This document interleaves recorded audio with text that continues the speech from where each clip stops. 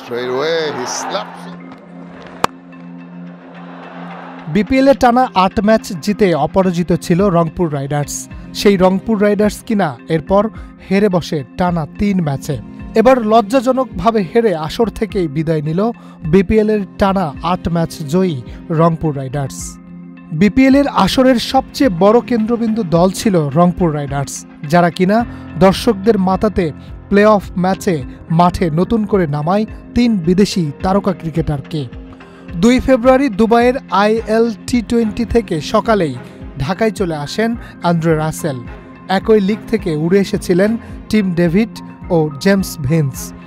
তিনজনই ক্রিকেট বিশ্বের নামিদামি মুখ। তাদের ঘিরে প্রত্যাশাও ছিল ব্যাপক।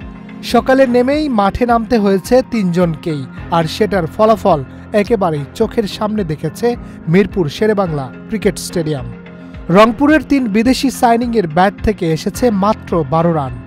জেমস ভিন্সের জন্য দিনটা একটু বেশিই মন্দ ছিল। ভুল কল দিয়ে সৌম্যকে নন স্ট্রাইক এন্ডে এক প্রকার রান আউট করতে বাধ্য করেছেন তিনি।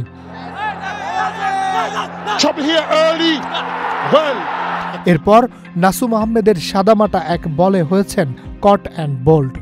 ৭ বলে করেছেন ১ রান। তবে সৌম্যর রান আউট আর নিজের আউটের সুবাদে উইকেট পতনের এক বন্যা শুরু করেছিলেন তিনি।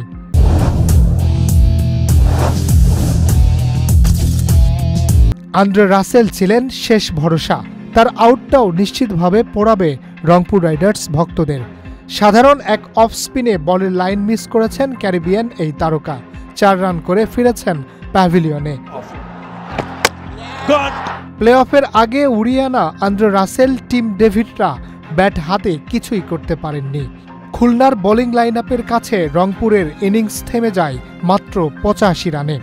৮৬ রানের জবাবে ব্যাট করতে নেমে মোহাম্মদ নাইম ও অ্যালেক্স রসের ঠান্ডা মাথার ব্যাটিংয়ে ১০ ওভার ২ বল পর্যন্ত খেলে রংপুরের বিদায় ঘণ্টা বাজিয়ে দেয় Khulna Tigers.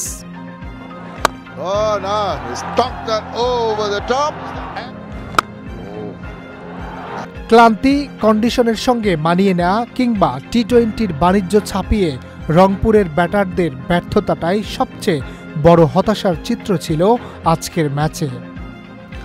Harunur Rashid, channel I.